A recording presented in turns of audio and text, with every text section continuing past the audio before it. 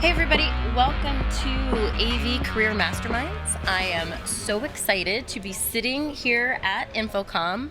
Kind of a random episode today. We've got two very special guests, which I'm not going to introduce because I will not give it the justice that they need. So first, let's go with the unexpected, which I was so excited. She's here. Joey, introduce yourself. Hello, I am Joé Lloyd, Senior Director of Business Development at AVIXA. Yay! And my other very special friend that I love dearly, guest, Chris. How you doing? My name's Chris Neto. I am a market development manager here at Starin and resident coffee boy. Resident coffee boy. Yes. And Jedi Master, social media Jedi Master, yes, personal brand master. Absolutely. Right? Yes. We love appreciate that. It. Thank you. He taught me, he gave me some pointers last week. Woo! And it worked. Tell you what. And it changes everything. Oh, tell you what. So for those that don't know, my podcast is all about trying to find a job in the AV industry, looking for a job. I interview people that are hiring, that need jobs, things like that. So this being a little different episode because you guys aren't looking for a job. You guys have great jobs. But what is, can you, being seasoned, and I hate to use the word veteran because I don't think we're ever a veteran in the AV industry because you there's so much to learn, but being seasoned in the industry, what are Can I be spicy seasoned? You can be spicy seasoned. You are spicy seasoned. Tagine seasoned? Yeah. Yeah, we'll put a little tagine. Well, we Have can you put tagine on fruit? That's No. the whole thing. That's a whole other other episode, right? So, what can you, Joey? What advice can you give to somebody that is, say just currently unemployed for whatever reason, whether they decided to leave the company they were at, whether they're new getting into the AV industry but they're not working? What is one or two things you can say they should be doing that maybe they're not thinking about trying to get a job here within the audiovisual industry? I think that it's really important to use your voice. And what I mean by that is I think we're often shying away from just asking. And we do that in every aspect of our life, right? Like, somebody was telling me this week, I don't know who they asked. I don't really remember the context of the conversation because, Lord, we've had all of them. But it was something along the lines of, I just asked for a cookie and they found me a cookie, and that was all I wanted in life was a cookie. So just tell people what's going on. Not being employed, I know it has all the connotations in the world, but let people know that you're looking. And I think that the other thing, and this is just sort of the life lesson, whether you're employed or not employed, which is connecting people and always just sort of be working that LinkedIn, right. That profile and making sure that you're really connecting with people. In all of my previous roles, I was really selective about LinkedIn. And I would not take connections from people I didn't know. If I couldn't tell you exactly who I knew this person and we hadn't met face to face, I was unlikely to have that connection. Right. That's changed pretty dramatically in my current role, but I can tell you that if I ever needed to, I can go to my LinkedIn profile and I legitimately know who's there and whom I can ask for connections. Well, and that's the whole thing. Like, recently, from being here at the show and talking to people, like, my connection requests have gone. I don't think, unless it's really random, I don't think I've ever said, no, I'm not going to connect with somebody, because you don't know who they know and why they're connecting with you just because you don't know them. Mm-hmm. They're connecting with me for some reason. So I'm not as selective, like you said, as I was previously either. Let's see. There's always something. You never know who's looking at what, but I think it's really interesting when you sort of make connections. So I had an opportunity this week to invite someone to something that they were very, very interested in. And I'm pretty sure it didn't just make their day, it kind of made their whole week. Right. And the long-term effect of this, and I talk about this a lot in marketing too, is if you're going to ask for somebody's information, you give a gift. I have given a gift, and it's not a gift that cost me money. No. But I've created a genuine connection, and so it's a genuine connection, whether it's LinkedIn and it's digital, or it's in person and it's an invite to something, or whatever that is. But it is, I have created that connection, Yes. and I think that's the when somebody said you always be working, always be closing. It's create that connection, have a reason why somebody remembers you. Right.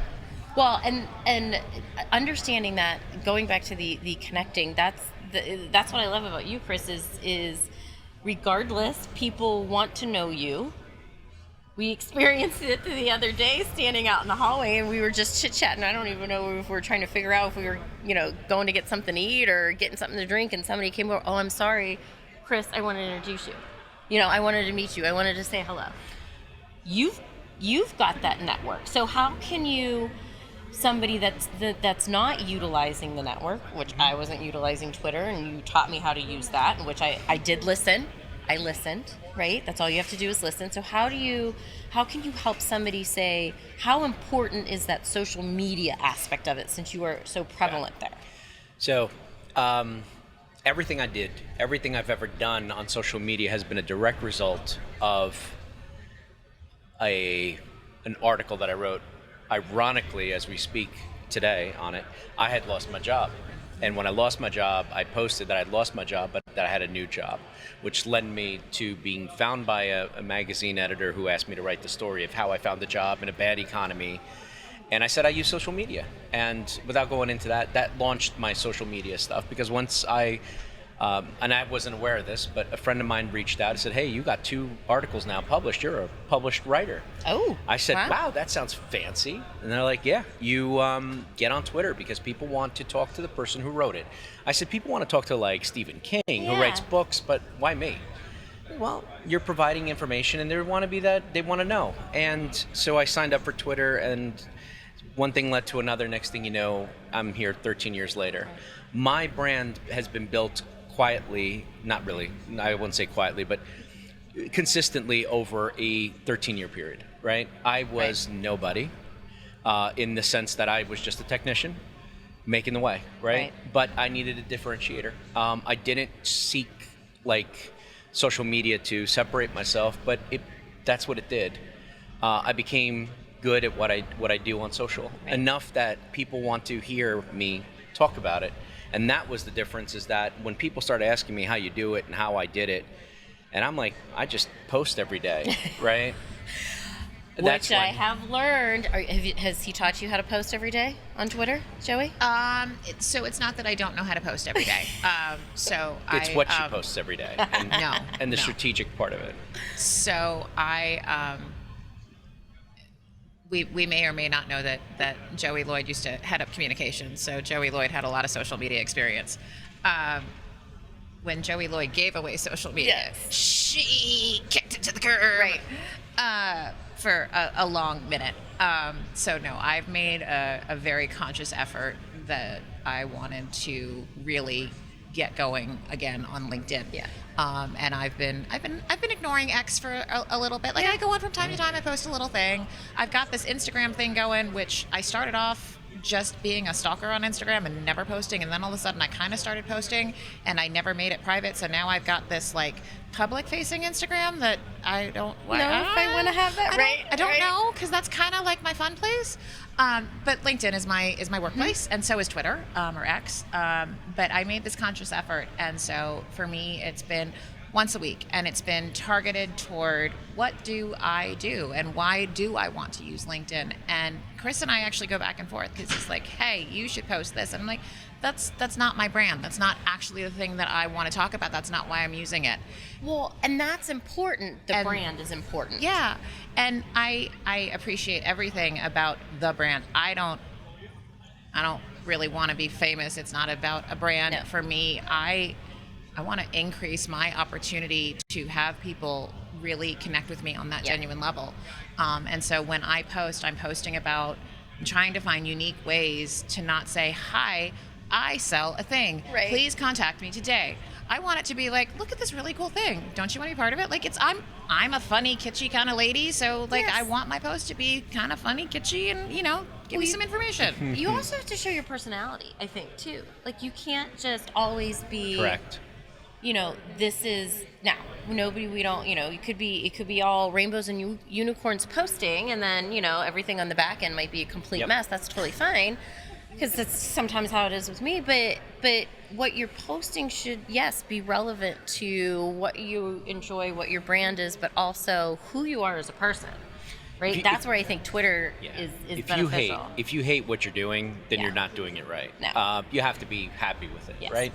And you can inject personal things into it, right? Spending a week here and hanging out with Joey and yourself, I don't need your Twitter to understand that somebody has a thing for well-chopped salads that are piled high with chicken on it, and somebody next to me likes to go take a look at sneakers that are being hand-painted and recreated in front of them. I mean, I get that, and I can see those pictures popping up, but they don't necessarily align with the brand. Right. The chicken salad may one day show up on an Instagram post. That would be an Instagram post. That's an Instagram post. So, like, Twitter and there's a place for it. Ridiculous memes.